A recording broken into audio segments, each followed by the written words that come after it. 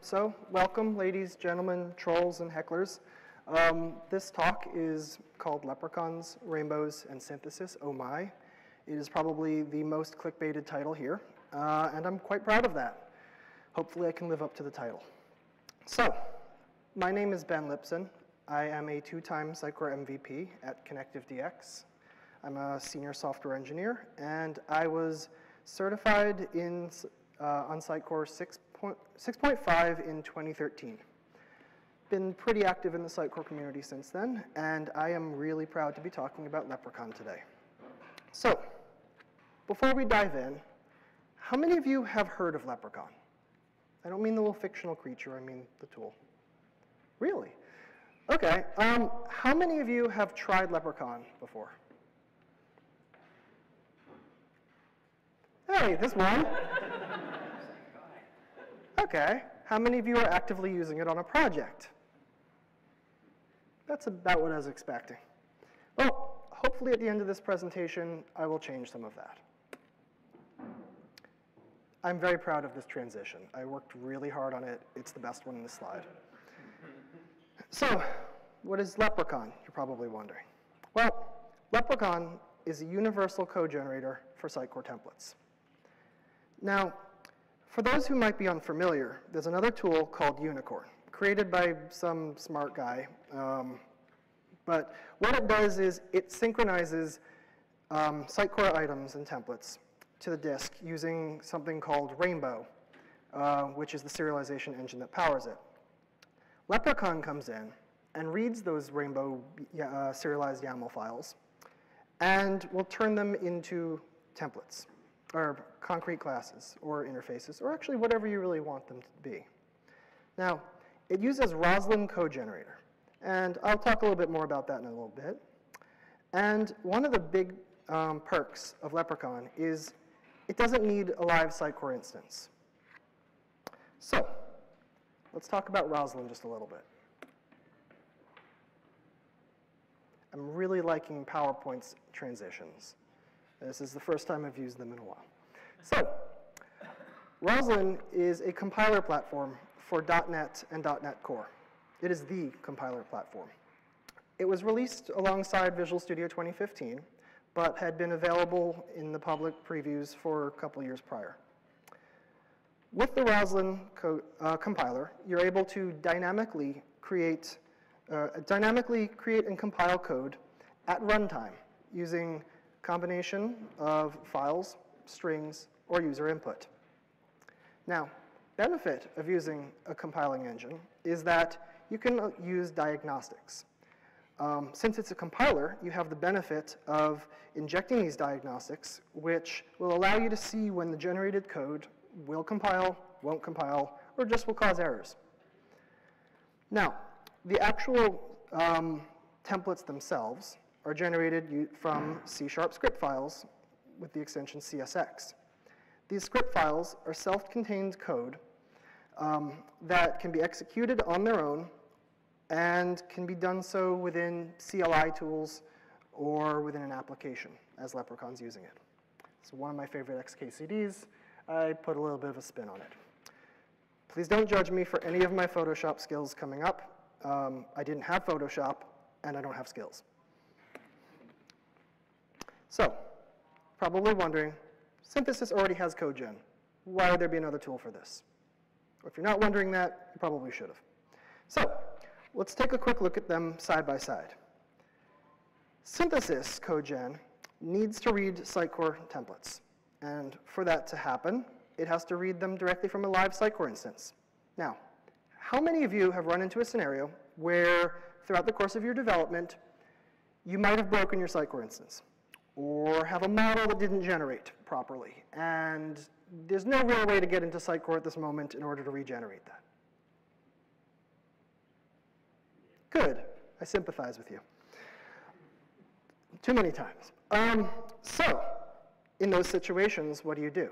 You have to comment out giant blocks of code. You have to stub out giant blocks of code. That doesn't really work. Or you have to actually fix the error, which nobody wants to do.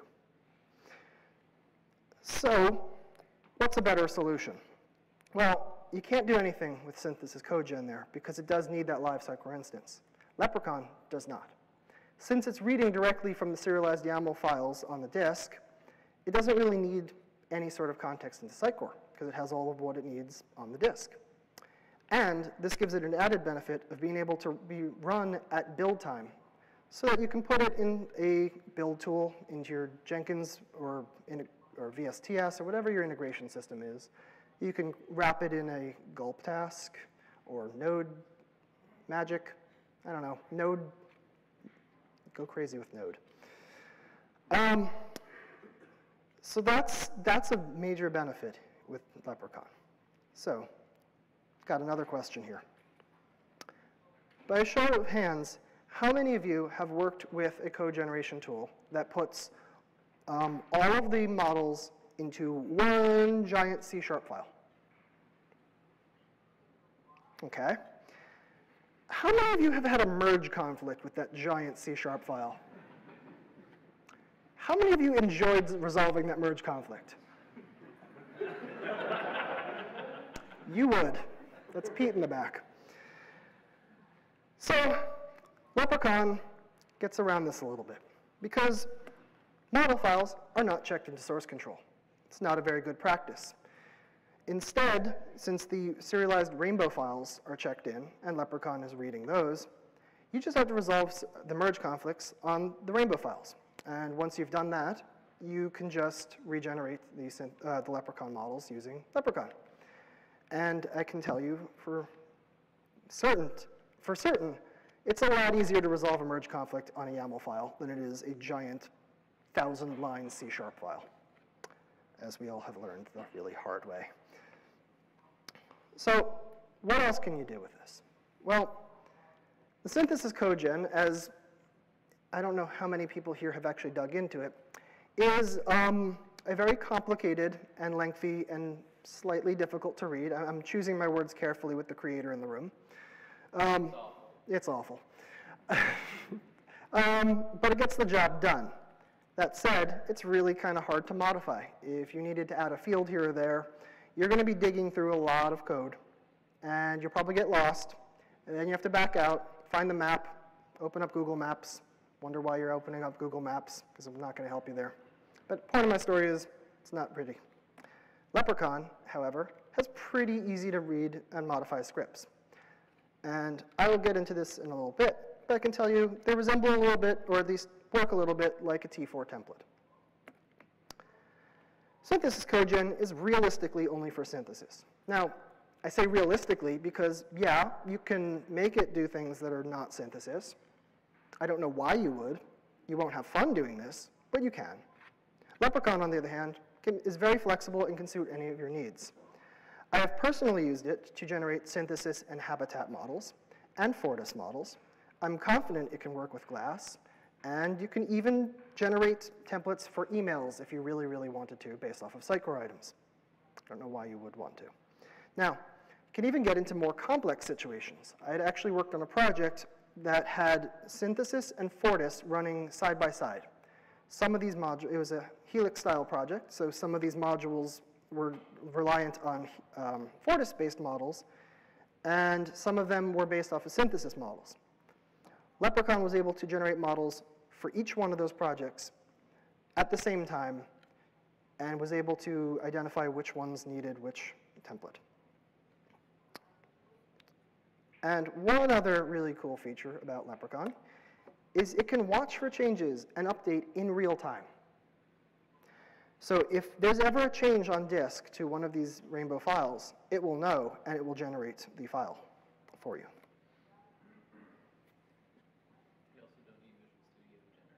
You also don't need Visual Studio to generate, unlike T4 templates.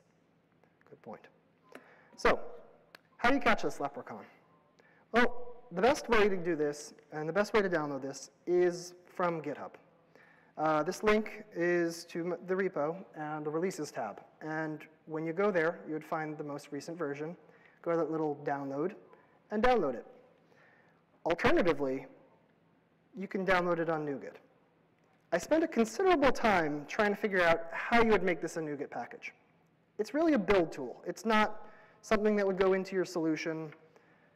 It's not something that gets deployed to the web server. So NuGet package, it didn't feel like the right medium, but I know some people out there might be more, might find it easier to work with NuGet packages, so there's that option. This package is actually not on NuGet yet, but it will be by the end of this week. I was having trouble on this Wi-Fi. How do you install it? I want to just take a little caveat. All of the actual installation is on the README file on the main page of the repository. At a high level, just keep in mind, Leprechaun is a build tool. It's not something you want to deploy to the web server. It's it's configuration based. So you'd start off by extracting Leprechaun to wherever you want. I typically would put it in like a lib folder or a build or a tools folder, somewhere outside of the actual code structure. Then you'd copy the leprechaun.config file that comes with it to the root of your source code. In a Helix style project, it would be src, like the source folder. Right there, that's where you want to put the Leprechaun config, and it'll become apparent why later. After you've created that or copied that file over, you'd set up the base configuration, and then once that base configuration is there, you would set up module configurations in each of the modules. Lastly, you would set up a script file if applicable. Now, shipped out of the box, you will have a synthesis script file and a script file called constants, which is used for Habitat specifically. As I mentioned earlier, I have used this with Fortis. It was a very highly customized template for Fortis, so it's not something that I really felt I was ready to release that. But just know that it's possible. And I have not worked with Glass in a couple of years, so I didn't really have a good template to work off of to make that a script file. If anybody is interested in learning more about how these C# scripts work and would like to open up a pull request, including one of these templates, I will be glad to accept that. And I thank you in advance. Now, running Leprechaun. Two ways. First, you can run it on demand. It's an exe that you would just open up a command prompt or put it in a PowerShell script or however you want. Run that exe, and it will scan through the config, find all the configurations, and it will output these models. The alternative way is watch. I kind of mentioned this a little bit earlier. It will watch these YAML files. Oh, it will first run, then it will watch these YAML files for changes. And anytime it detects a change, it will update the model. A really, really neat way of using this is that when you're developing a feature, I have actually gone through an entire feature once where from the creation to the completion of the code, I never actually built the solution because I was updating the templates in Sitecore, and every time I was saving, Unicorn was picking up these changes, outputting it through Rainbow, and Leprechaun was updating the models. There was no reason to save, or there's no reason to rebuild the solution. I just got everything I needed. It was beautiful when I finally built it and realized I forgot a couple of script tags, but I mean, HTML, who knows, right? So, how does it work? Again, don't judge my Photoshop jobs. Well, for this, we have to take a peek behind the curtain. This is my second favorite animation in this deck. And I'm going to hope the demo gods are in my favor today, because I'm now switching this. And nothing crashed. Cool. There's a good chance it would. So, first up, the Leprechaun config file. And nobody can read this, unless you're in the front row.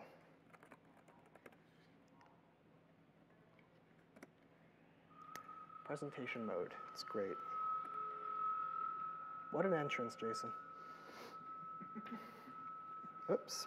And I hit the wrong button when I meant to full screen it.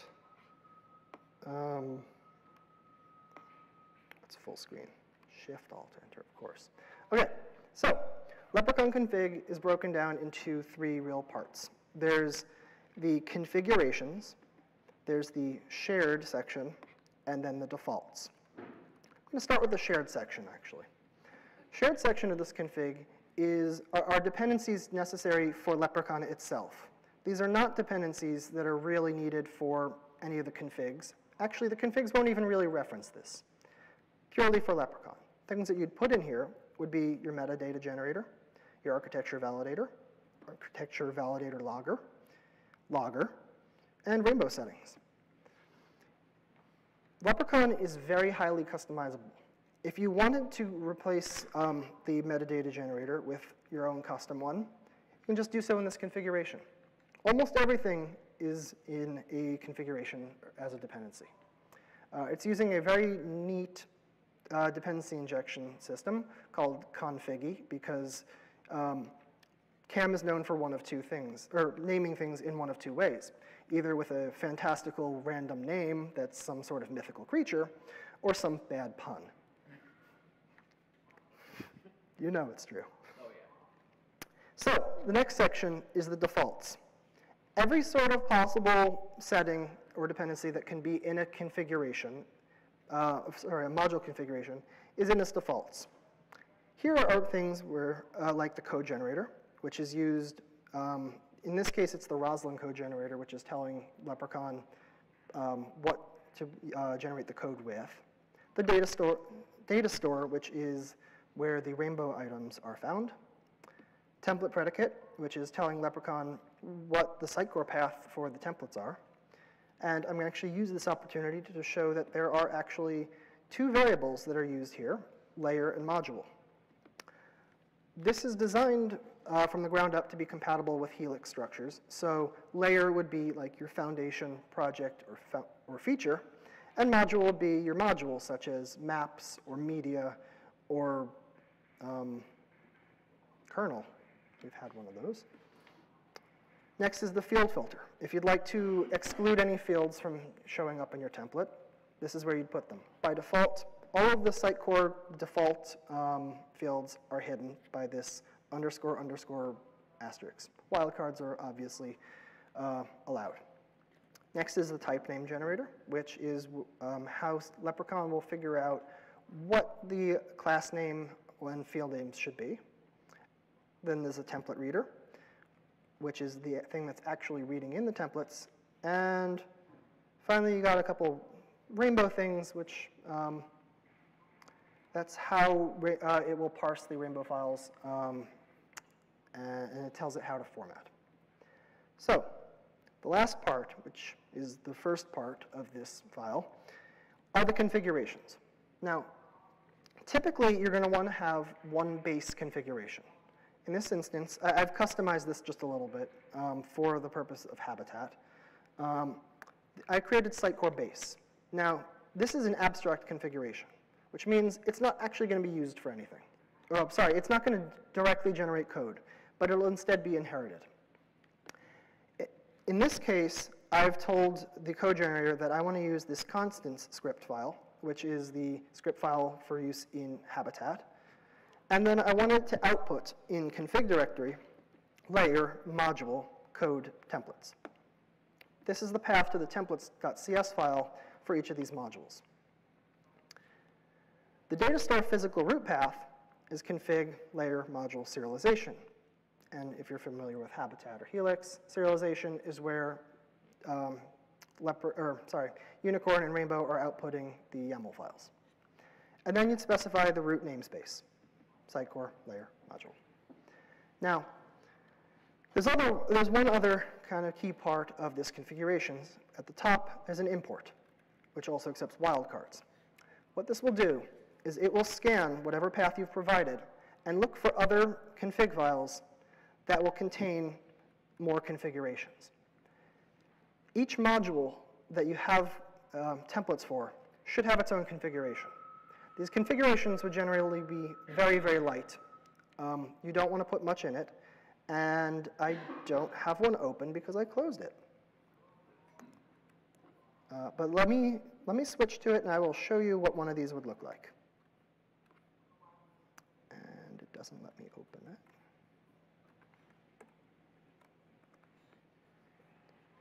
CodeGen config. So this CodeGen config, you can ignore this. I was playing around with things. Pretty light. All it has is configuration name and what it's extending. The name is very important here, because the name is what populates those variables, the layer and module variables. So layer parses this, and it gets the first half before the period, which is feature. Then the module is maps. Now, I mentioned earlier that you might have more than one base configuration.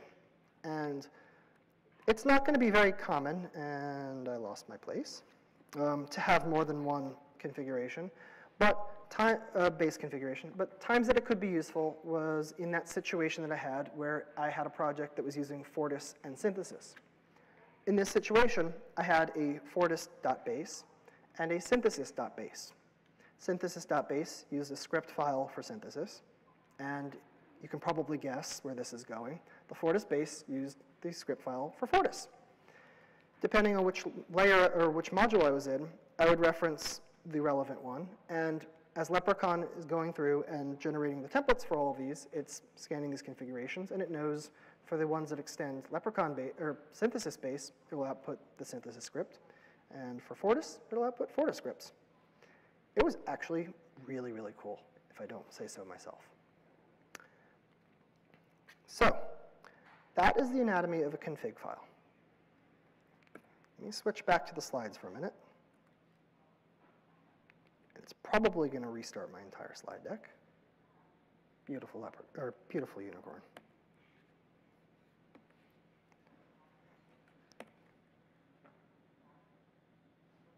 I like that animation. I'm okay seeing it again. Okay, so I've mentioned this script file a lot. Great movie. So I think we need to take a peek at this script file. Yes, I really went back to the slide deck for that one slide. It's a great movie.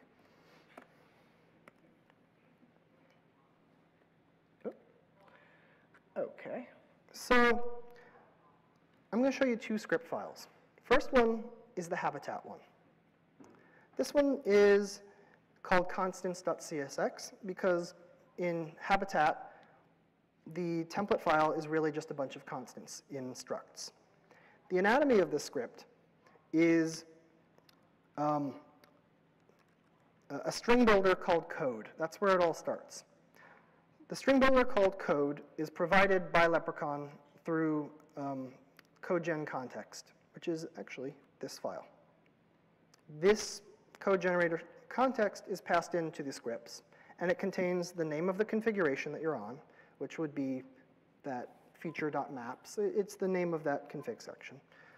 Generic root namespace, a logger in case you wanted to log things to the console, the string builder for code, and a list of templates that are relevant for that configuration. These are all available to you from within these script files. So you'd start off with code.append line, or code.append, or some variation of this, and you'd build out the template that you want to end up with. And Habitat is pretty simple. So there's a namespace, and it's specifying the generic root namespace, using global Sitecore data, public struct templates, and it's calling a method. If you open this up in Visual Studio, it's actually pretty good about IntelliSense. You can jump around, although that might have been resharper, but the point is, you can navigate this pretty easily. So for each one of these methods, you probably want to have another string builder inside of it so that you can easily continue adding to this code. Render templates has one of these local string builders, and it will iterate through every template that's allowed in its configuration. And for each of these templates, it's going to get the code name, it's going to output the ID, and it's going to render the fields for the template. Rendering the fields for the template. I'm not going to really read this in too much detail because it's pretty simple and it's not the most interesting thing right now. But I can tell you that something I learned this morning as I'm going through the slide deck one last time is that you can actually continue to get IntelliSense if you make a reference to the DLL and using leprechaun.model. So when you're going through this code, you can actually continue to see the IntelliSense, and you can add more fields if you'd like to. But this render fields is just really going to go through every single field that's allowed on the template, and this would include base templates. And it's going to output this. And you can do a lot more with these script files than just these rendering fields and rendering templates. You can go nuts. This is C#. You could have random number generators. You could have ASCII art, which Cam is really good at making. You can do whatever you want with these, as long as it's C# and as long as it compiles. Go nuts. I want to take a peek real quick at the synthesis template. This one is a little bit longer, but it has the same premise. So it starts out with a code.append line, then it renders the templates, then it goes through each one of these templates, and it will output the headers for them, an interface, and it calls render interface fields, some classes, and it calls render class fields somewhere down here. But an interesting thing is, when I first saw this template, it didn't have certain fields like static template item ID. Actually, it might have been the field ID. But my point is, it's really flexible. Just because you have a standard template like the synthesis.csx that's provided, doesn't mean you can't add your own little flair. So, as it goes through, you can see there's more things going on here. And you can define all of these really, really handy functions, like get base interfaces, get interface fields, render fields, and get field type. You can do as many transforms here as you want. Just go nuts, within reason. Otherwise, it's not going to pass your code reviews, people are going to judge you, and you'll just be laughed out, unless you can own it. So, back to me pressing wrong buttons.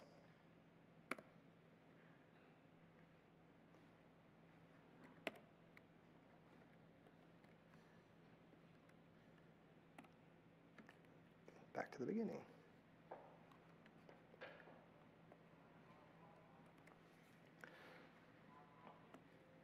So, it's demo time. Again, I went back to a slide deck for one slide, because it's just that awesome.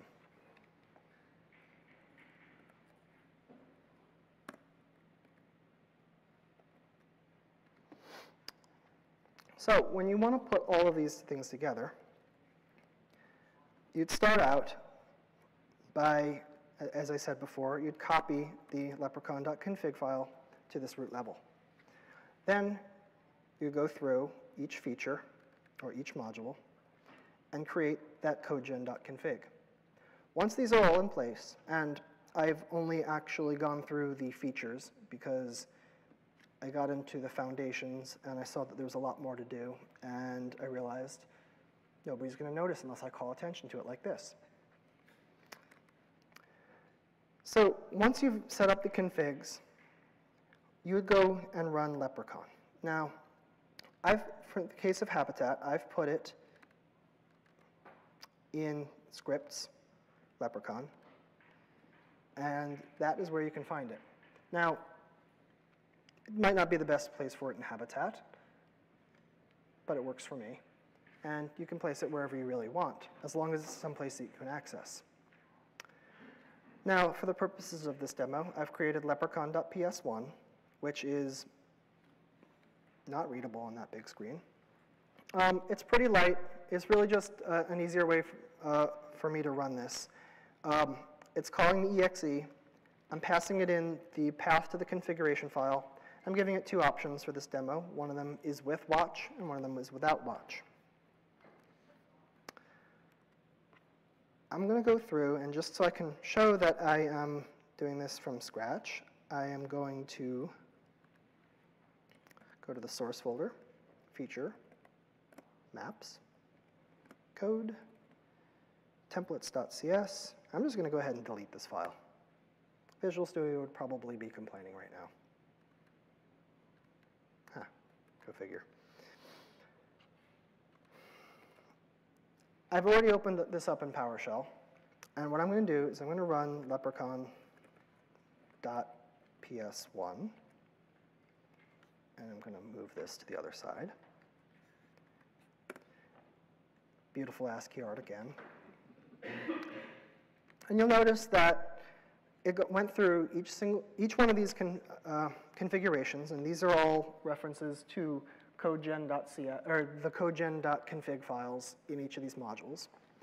It scanned to determine how many templates there are based off of the template predicate that it inherited from default config. And I went to go see if the template files were up to date. And since nothing really changed with the template, the majority of these show skipped up to date, but it did generate something for feature.maps, because that's the file that I deleted. And you'll notice right here, it's back. And I'm going to go ahead and open this up.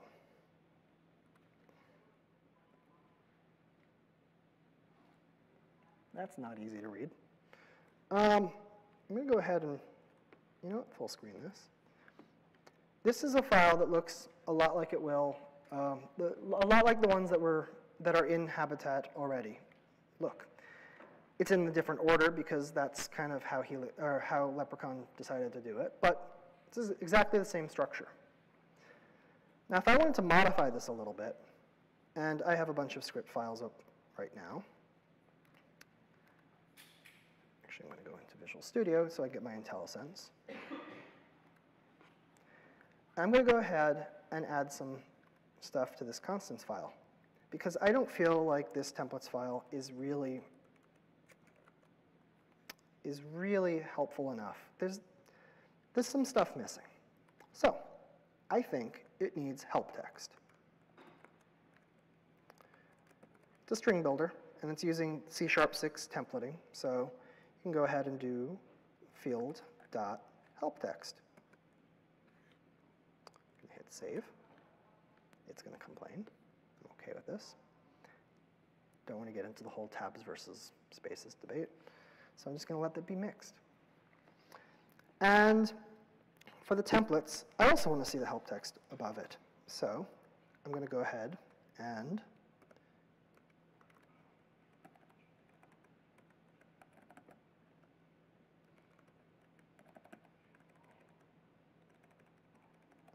for simplicity's sake, template.help text. I'm going to hit save. I don't have watch running right now, but I'm going to throw this on that side screen and then open up this over here. I'm going to run Leprechaun again. It's scanning everything. And in this case, since I've updated the main file, everything had to be regenerated. And lo and behold, there's help text on every single field and every single struct. This is reading from a field that's in Leprechaun, but it's based off of some fields in Sitecore, and you can customize all this. You can add really anything you want. Leprechaun is really, really flexible, and if it's not currently doing something that you need it to, you can override anything, well, almost anything. Now, you're probably all very interested in watch, because as I mentioned a couple times, it's a really neat feature. Wow, they're applauding me and they can barely hear me from across the room, but thank you for your applause over there. I want to show you what would happen when I'm running watch. So you'd start it up with the watch argument. It's going to load all the metadata and all the configurations. And it's going to go into this little mode that says, Leprechaun is now watching for file changes and rebuilding as need, at need. Grammar and developers don't really go hand in hand. Anybody wants to log a bug for this, be my guest.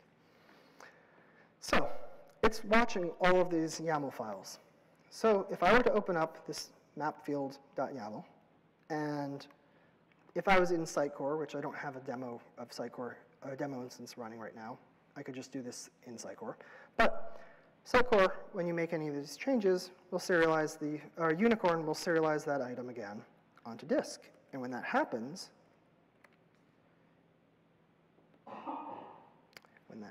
apparently nothing because demo reasons. Huh. Pretty sure it's not running, but just Sorry? I had so many of these things open, I'm probably in the wrong section.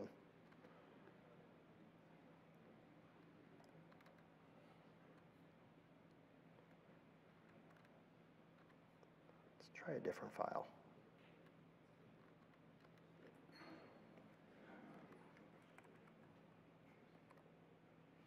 Is that a template? It is not a template. So it would not be regenerating anything here. Cam is making sure I'm paying attention. So, since Leprechaun is only generating code for templates, you'd want to go into a template and modify the template.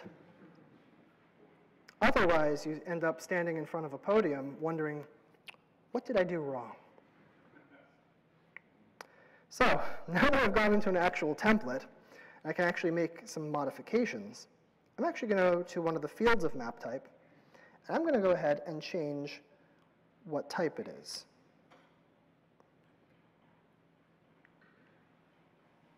I lied. I'm going to change the display name because I don't know. I haven't memorized the GUIDs of different template types.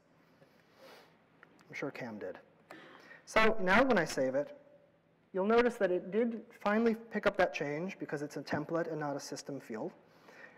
And it's going to go ahead and regenerate the relevant templates. Now, you'll notice it skipped up to date everything because display name is not actually a field that needs to be regenerated, but it did at least detect that there was a change. Now, if I had changed the template type, I would have gotten a different result. Change the actual display name value, you get a different result too. Like adding the current. Oh, dear.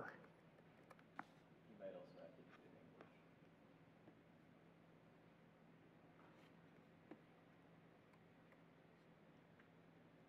That's an underscore field that you said that you're going to ignore. Everybody is paying attention to this demo except for me. Okay, well, the point still stands. Leprechaun is watching. Change the name at the end of the path from map type to something else. Like map type 2 or something at the end of the path. So, Yeah.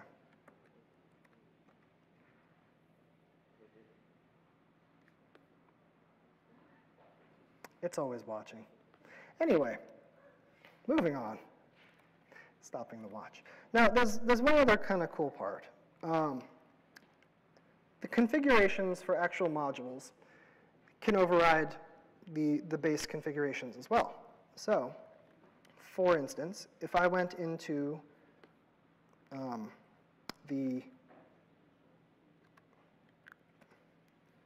have it open over here. If I went into, yes, I know it regenerated. Thank you for reminding me, and I know there's inconsistent line endings, and there's probably mixed tabs and spaces. Just lay it on me. So the code gen config for feature.maps, there's a couple things that I commented out earlier. One of them was this line where I overrode the code generator scripts source. Now I gave it constants and synthesis this time, and I changed the template namespace to, actually it was supposed to be akshay.friend.layer.module. And then if I was to go ahead and rebuild this, without watch mode this time, and if I look at the templates.cs for this file, you'll see that the namespaces akshay.friend.feature.maps. None of the other templates would have gotten this because those configurations didn't have it. Now, I'm going to switch back to the slides for more than one slide this time.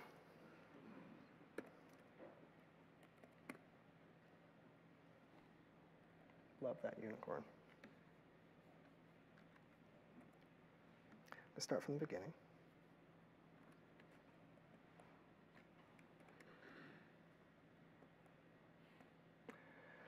The future.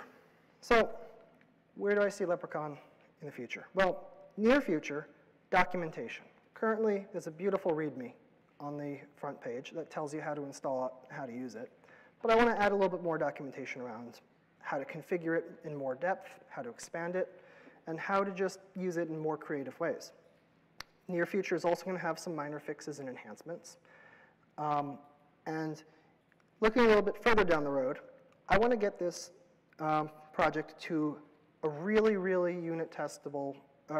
really high unit test coverage. So I'm planning to add a whole bunch of unit tests. There's also going to be some changes to synthesis down the line. The synthesis code generation is going to be removed in favor of Leprechaun. And I also want to get a PowerShell alternative to this exe, because exes won't work in all cases. And I want to add some of the more default templates, like for Glass and for Fortis.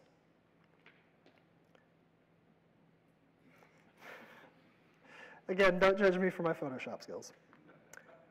At this point, it's the best Leprechaun I could find. At this point, I'll take any questions if you have them. Please go easy on me. This is my first time presenting in 4 years.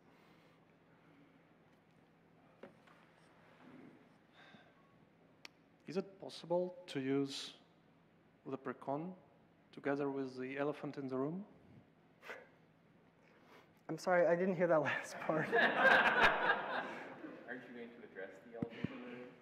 Is this even working? Okay. Can you use Leprechaun with TDS? So right now, the only provider is reading serialized rainbow files. You could probably modify this to work with the item files that Sitecore outputs and TDS would output.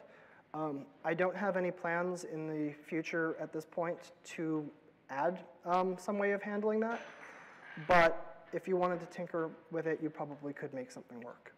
The biggest challenge would be you need to reference sitecore.kernel to read that format, and so it might have interesting issues with booting kernel up for that purpose.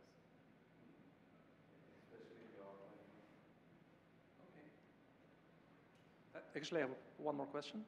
Have you considered using some advanced templating engine, like Mustache or Razor or whatever? So I've actually seen other code generators out there that are using some other templating softwares to work with Node. I haven't really looked into using any sort of alternative. I'm primarily a C# developer, so going with what I know and feel most comfortable is kind of the direction I want to keep Leprechaun going at. And I want to just take a quick step back. I never actually gave Cam any credit for this. Cam actually was the one who initially built Leprechaun, and I am taking it over, and I'm having a lot of fun doing so.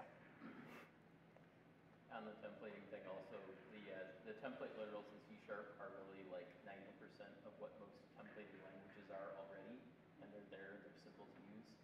So instead of taking a templating language that removes a lot of the power of C# away from you, I just went with templated C#. Well, my only gripe will be the indentation of the string size. It takes a little while, but you can actually, a lot of times the indentation is actually fine, but I've noticed the first line can get a little tricky, but you can finagle it eventually. Hi. What would be needed to support Glass? To support Glass, all you need is to create one of those CSX script files that would that would be in the template that you wanted it to. There's no other customization specifically to Leprechaun. It's just I didn't have one of the Glass T4 templates handy in order to convert it to a CSX, but that's really all that you would need to do. It's not that hard to convert them. I just didn't have one for reference.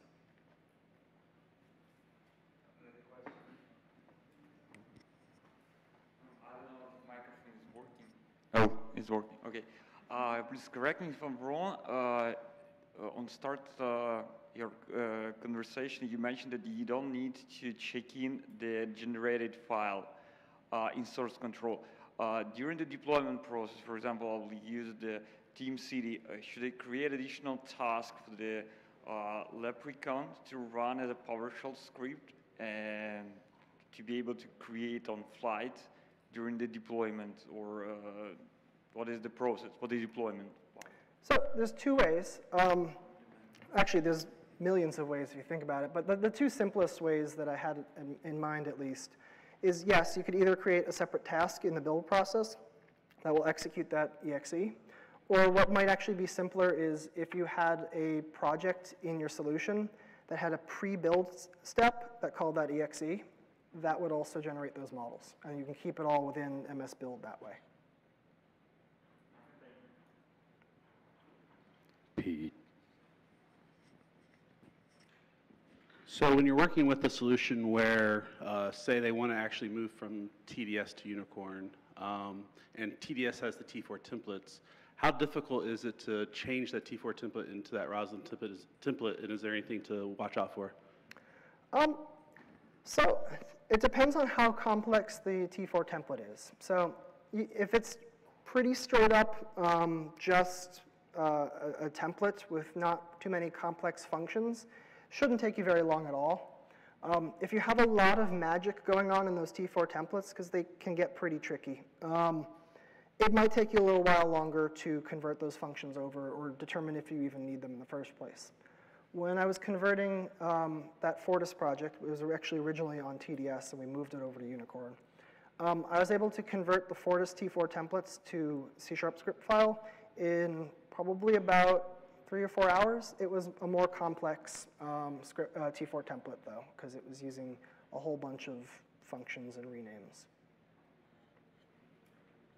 It's linear to how much spaghetti code is in the T4 template, because they tend to read spaghetti code. It's not very easy to use in the format. Cam needs his own mic. So on the synthesis template, you had a function for getting the base templates, and that had interfaces in there. How does that handle it when the base template is not in the same project? So I'm inheriting a foundation template in a feature template. So Leprechaun, when it starts up, it will scan all of the configurations, and it will build a template map as a whole. And then as it's going through and outputting these specific configurations, it's pulling from the same pool of templates. So it'll have the context it needs to reference things from different layers. It reads all the configurations as a whole, but it references across them. So to your point, the package would have to be, the base template would have to be part of a configuration, but not local to the current line. So it'll basically work the way you expect. You have to reference the module you were referencing the template in. Right, so you have to reference manually. Exactly. So your C# project reference tree across modules will also reflect your template reference tree, which is good.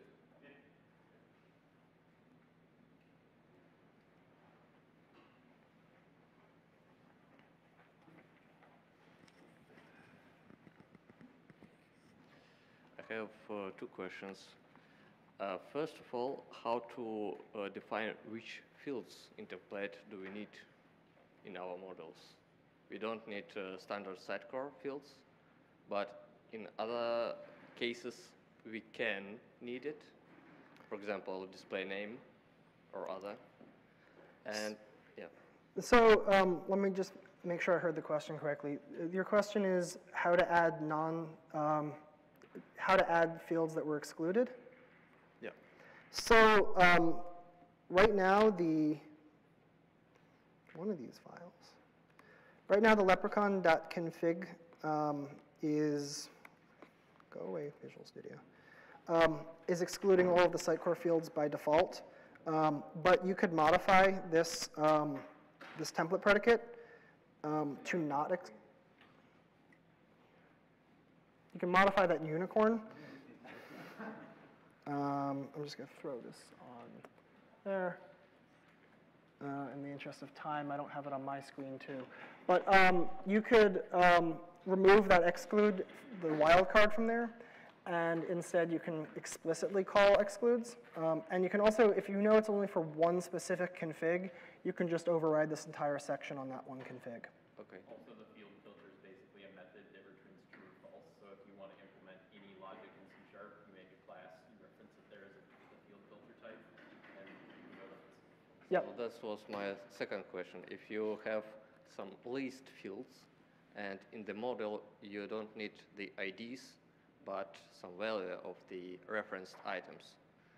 So here we can build this logic, yes, to convert field types to. Okay. All of this config is using the same config library as Unicorn 4 and above, so there's a very large amount of commonality if you're used to configuring Unicorn to configuring Leprechaun. Okay, thank you. We can't take any more questions. We got to set up for the next one. Okay. I have to show that last slide, though. I love that. Thank you.